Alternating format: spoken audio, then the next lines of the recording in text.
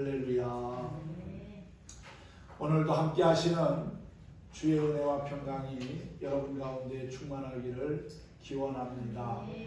오늘 사도행전 18장의 말씀을 가지고 믿음의 선한 일꾼이라는 주제로 함께 은혜를 나누고자 합니다. 우리는 이 땅에서 여러 번 살지 않습니다.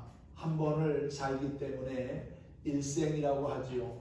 일생을 살면서 뭔가 의미 있는 삶을 살아야 하고 또한 선한 업적을 남겨야 하지 않겠습니까?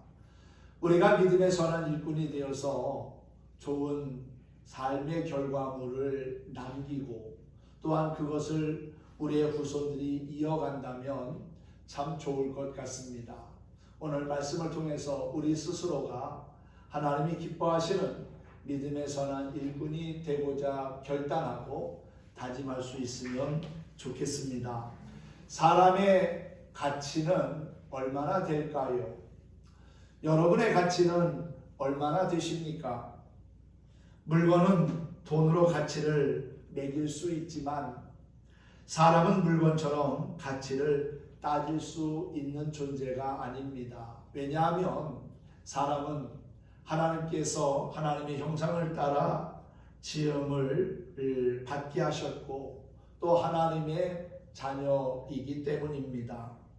2000년대 초반 영국의 한 경매장에서 프랑스의 유명 패션 디자이너인 입생 로랑의 유품들이 경매에 나왔는데 그가 사용하던 의자는 약 424억 원에 경매가 됐고 전등갓 하나는 약 1억 5천만 원에 입찰이 되었다고 합니다.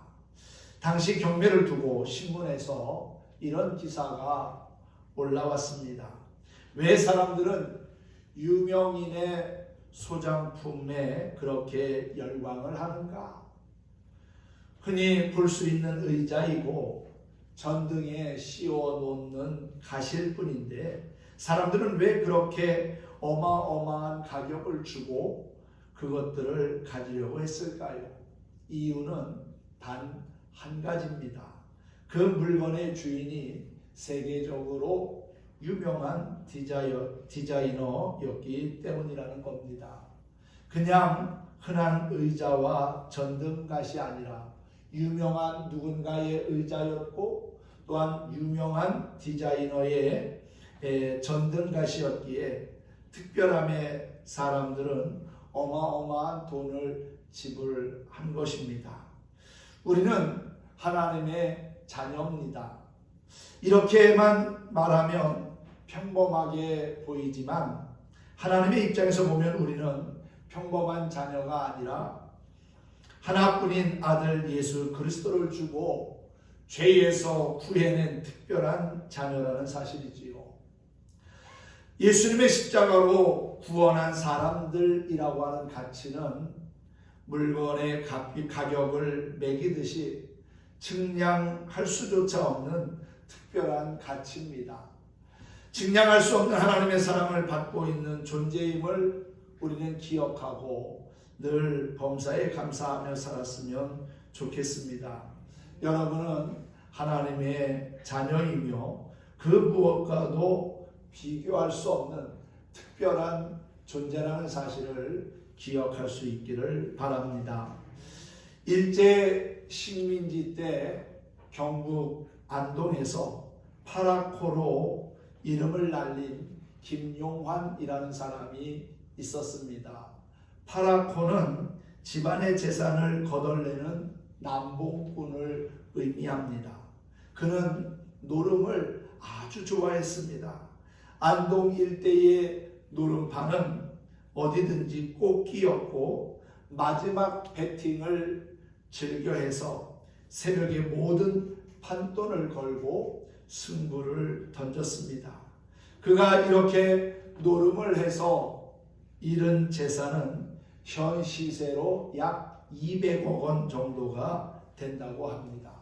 심지어는 외동딸이 시집 갈 때 시댁에서 장롱을 사오라고 맡긴 돈까지 노름으로 탕진했습니다. 빈손으로 갈 수 없었던 딸이 어쩔 수 없이 큰어머니가 쓰시던 헌 장롱을 가지고 가면서 울었다고 합니다. 그때 주변의 조롱과 비난을 얼마나 많이 들었겠습니까? 김용환은 해방된 다음 해인 1946년에 세상을 떠났습니다. 그런데 세월이 흘러 놀라운 사실이 드러났습니다. 가산을 탕진한 줄 알았던 김용환이 만주의 독립자금을 댄 독립투사였다는 사실이 밝혀진 겁니다. 그가 노름으로 날렸다고 한 돈도 모두 만주의 독립자금으로 건너간 것이었습니다.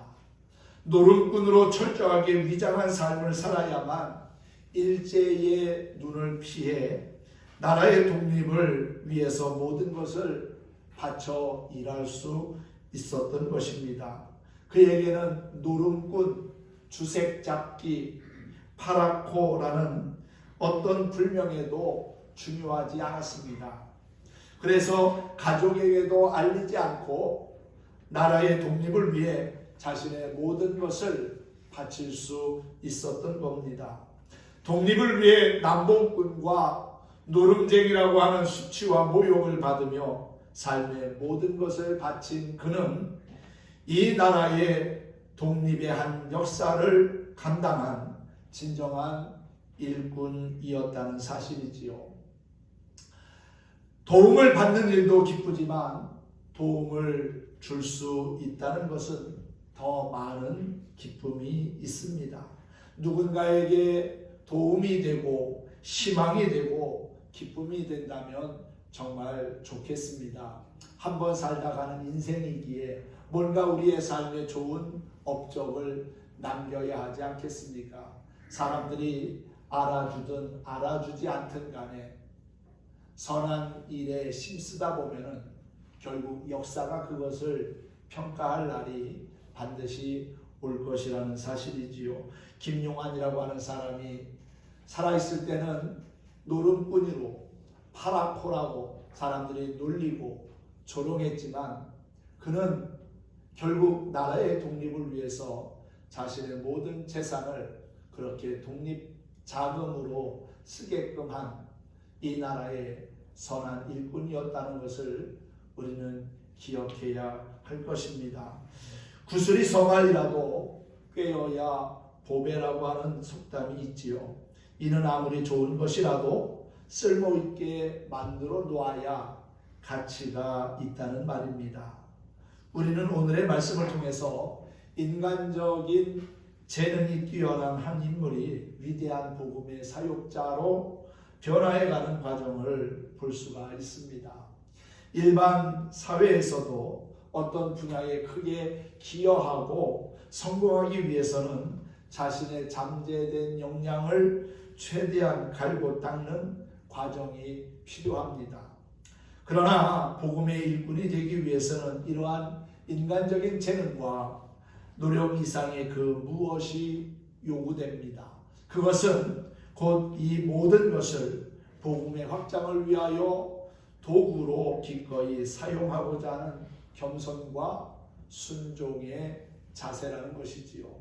자신의 역량을 잘 개발하는 것도 중요한 일이지만 우리가 늘 하나님 앞에 서 있다는 생각을 가지고 겸손과 온유함으로 그리고 또한 하나님의 말씀을 따라 행하고자 하는 순종의 자세를 가질 때 우리는 이 땅에서도 선한 일꾼으로 기억될 것이고 하나님 앞에서도 믿음의 선한 일꾼으로 쓰임을 받게 될 줄로 믿습니다. 심는 자가 있으니까 열매를 거두지요. 물론 심고 가꾸는 것 중요합니다. 하지만 그것을 자라게 하시고 열매 맺게 하시는 이는 하나님이라는 사실입니다. 그러므로 우리는 스스로를 드러내거나 내세우기보다는 우리를 통해서 선한 역사를 이루어 가시는 하나님을 의지하고 바라보면서 늘 감사한 삶을 도모해 가야 될 줄로 믿습니다.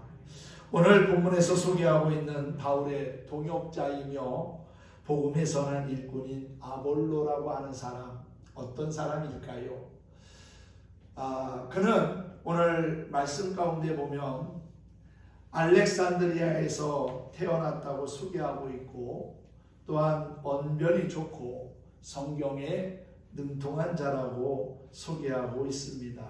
뿐만 아니라 27절 끝부분에 가서 보면 모든 사람들에게 유익함을 가져다 준 사람이라고 소개하고 있지요. 아볼로는 웅변가, 침략가라는 이름의 뜻을 가지고 있습니다.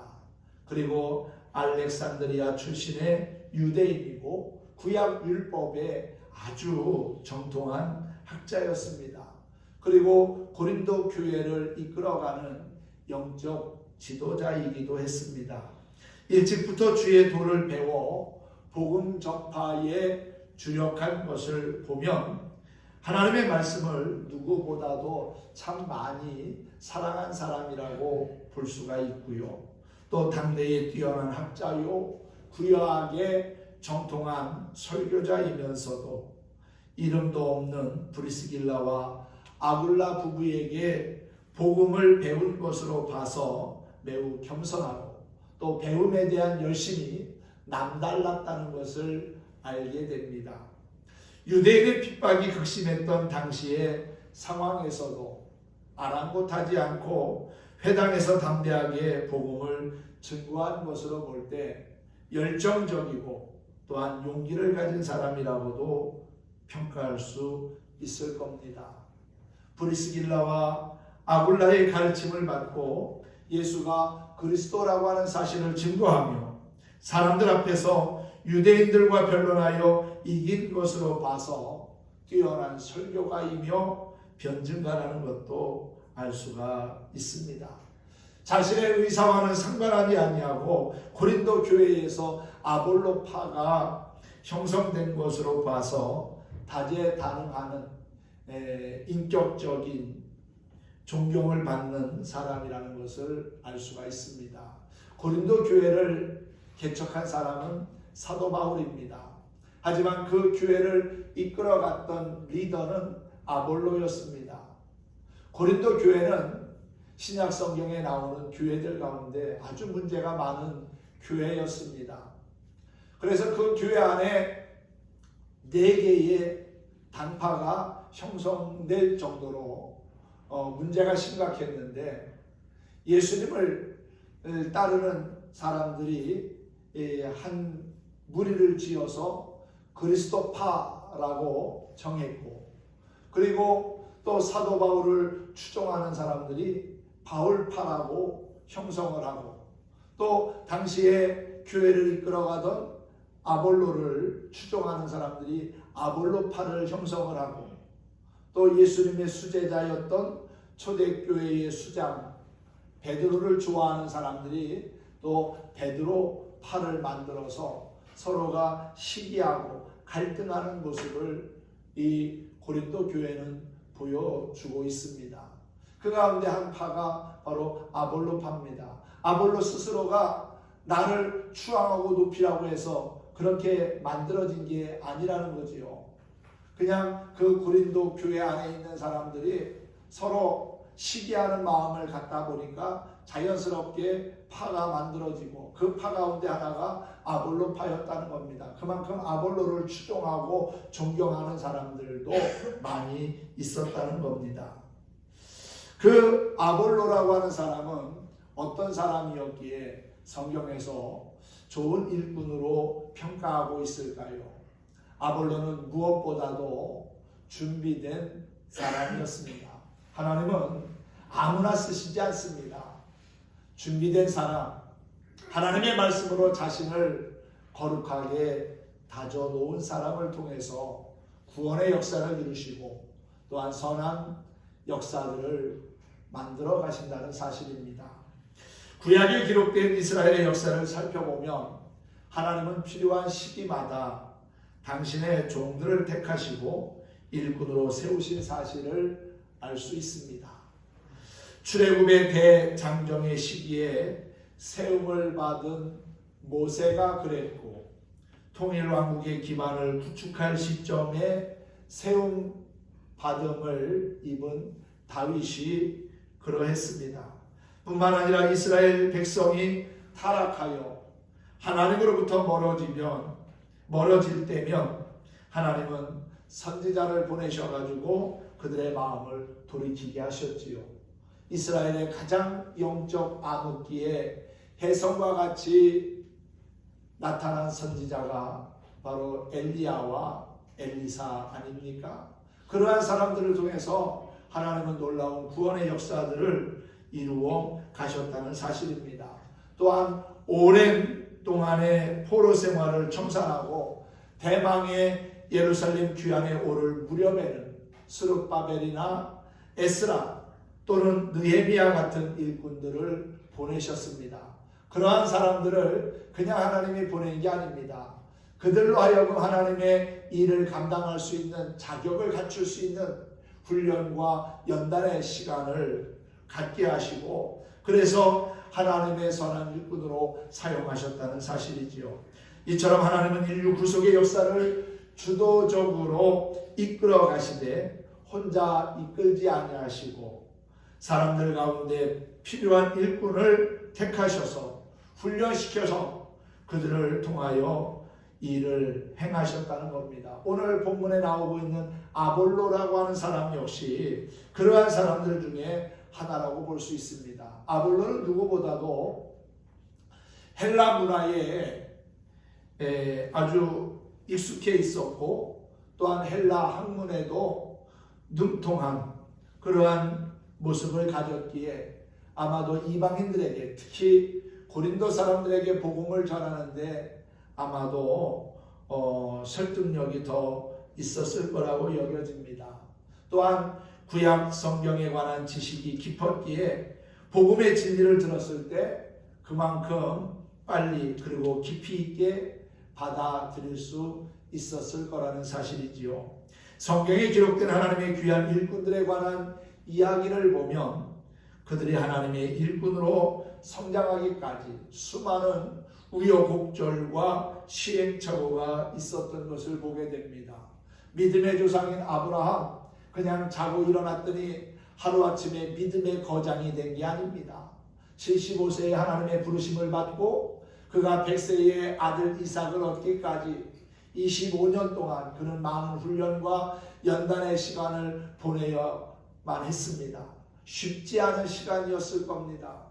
하나님에 대한 믿음을 가지고 하나님의 때를 기다렸지만 결코 그가 그렇게 쉬운 시간을 보내지는 않았을 거라는 겁니다.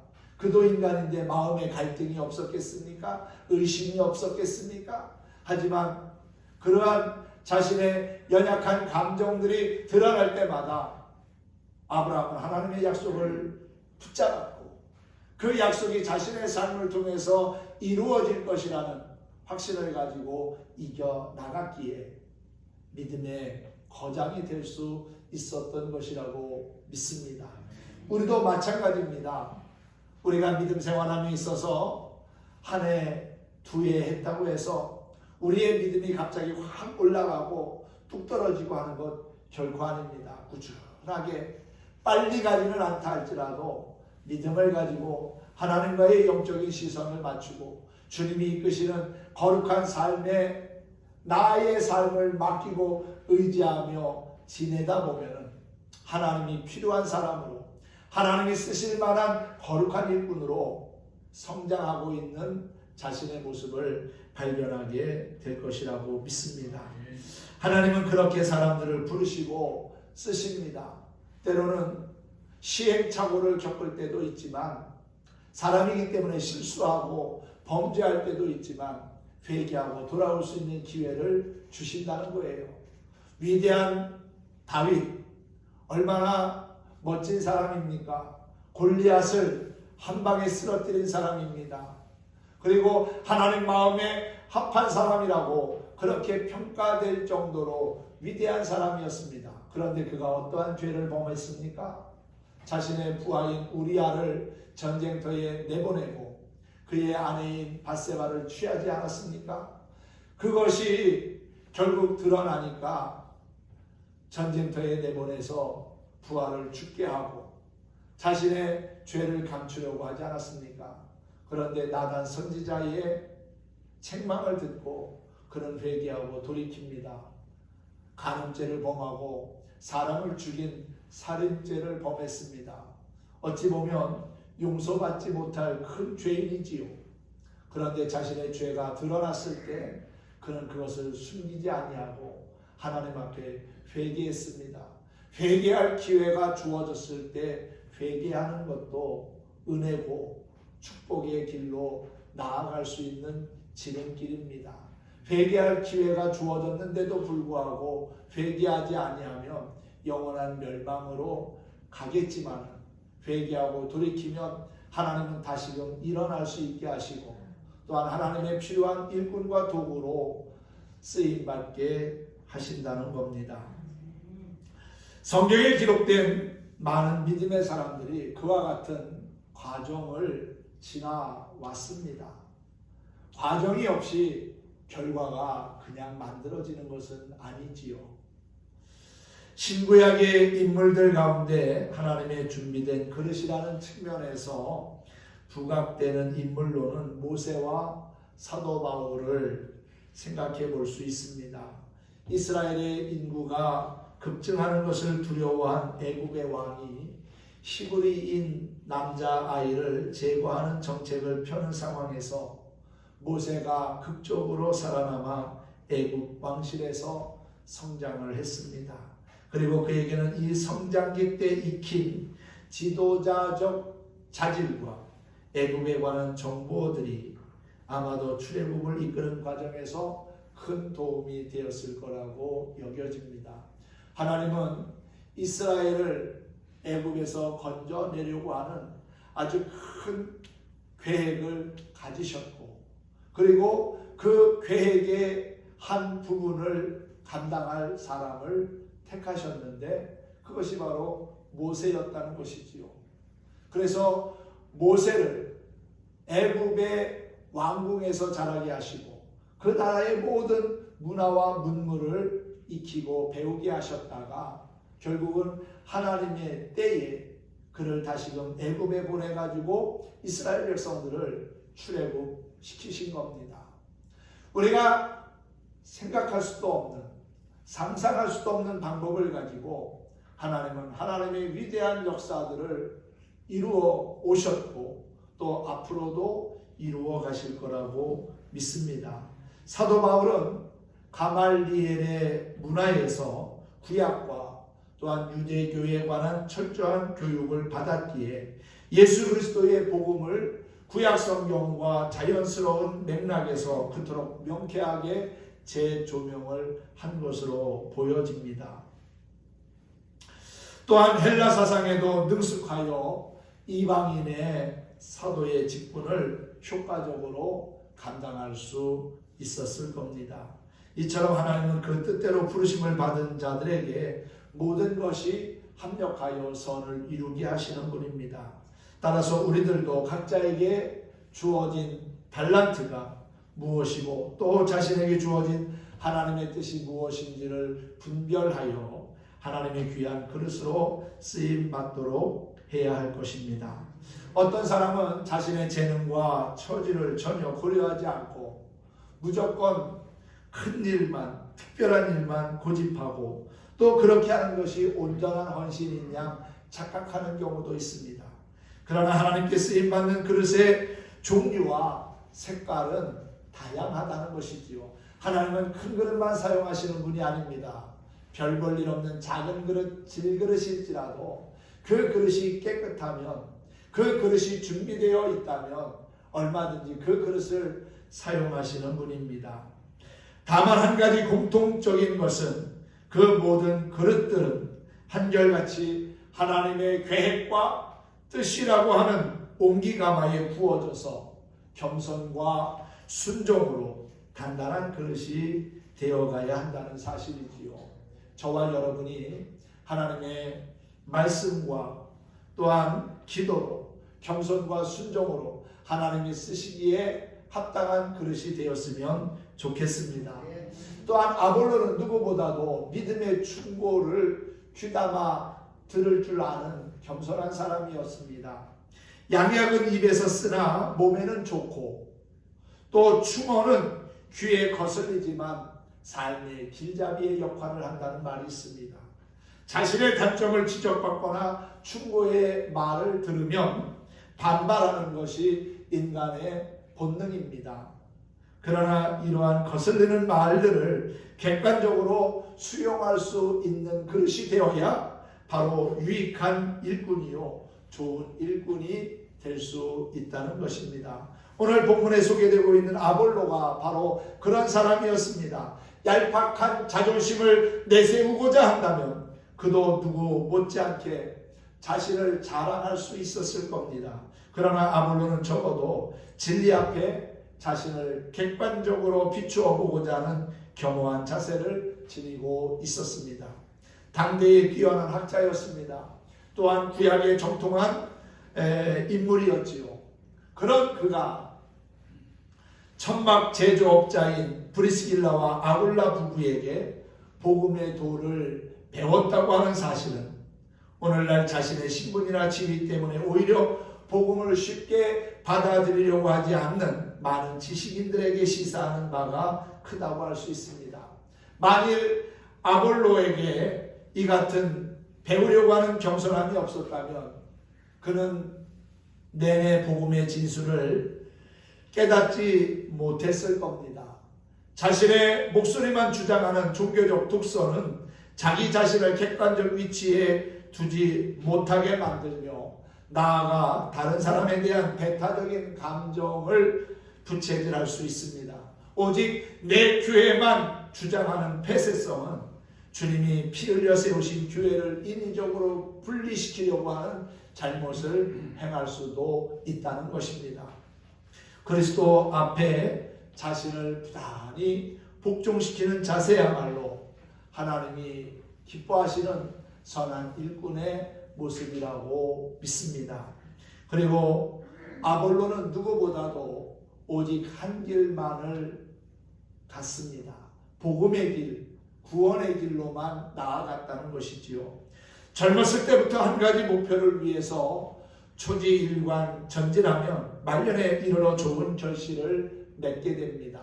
그런데 두 마리의 토끼를 쫓으려 하면 결국 두 마리 다 놓쳐버리고 말지요. 아볼로는 초대교회에서 가장 뛰어난 설교자로 인정받을 만큼 달변가였고 고린도 교회에 그의 당파가 생겨날 정도로 많은 추앙을 받은 자였습니다. 그러나 결코 그는 자신의 재능과 언변으로 인기를 도모하려고 하지 않았고 오직 그 은사로 하나님의 영광을 드러내는 일에 힘썼다는 사실입니다. 한때 복음을 위해 헌신하기로 결심했던 사람들 가운데 중도 하차하고 세상과 타협하는 사람들을 종종 보게 됩니다. 물론 이들은 현실상의 환경을 탓하거나 자신의 부족함을 하소연하는 등 여러 가지 이유를 대기도 합니다. 하지만 가장 큰 원인은 자신의 사사로운 사욕과 또한 욕심, 탐욕 때문이라는 사실이지요. 사랑하는 성도 여러분, 하나님을 위해 선한 청지기와 일꾼으로 산다고 하는 것은 너무나도 귀하고 또한 의미 있는 일입니다. 우리는 이 땅에 한 번 와서 한 번 살다 가는 겁니다. 그래서 일생이라고 그랬잖아요. 우리의 인생은 두 번, 세 번 거듭 그렇게 살지 못합니다. 한 번 살다 가기 때문에 정말 잘 살아야 합니다. 그리고 예수 믿고 구원받은 하나님의 자녀로 살면서 선한 업적을 남기고 선한 발자취를 우리의 다음 세대 사람들에게 넘겨준다면 그것이 곧 이 땅에서 우리가 보람있고 의미 있는 삶을 사는 것이 아닌가 하는 생각을 해보게 됩니다. 오직 예수님만 존귀케 되기를 원하는 준비된 그릇으로, 또한 믿음의 충고를 순수하게 받아들이는 겸손한 심령을 가지고 주님께서 명하신 이 복음의 한 길을 끝까지 잘 걸어가는 저와 여러분이 되었으면 합니다. 서로가 서로에게 좋은 동역자가 되고 함께 믿음의 멍에를 메고 합력하여 선을 이루는 진정한 예수의 사람들이 다 될 수 있기를 주님의 이름으로 축원합니다. 축복합니다.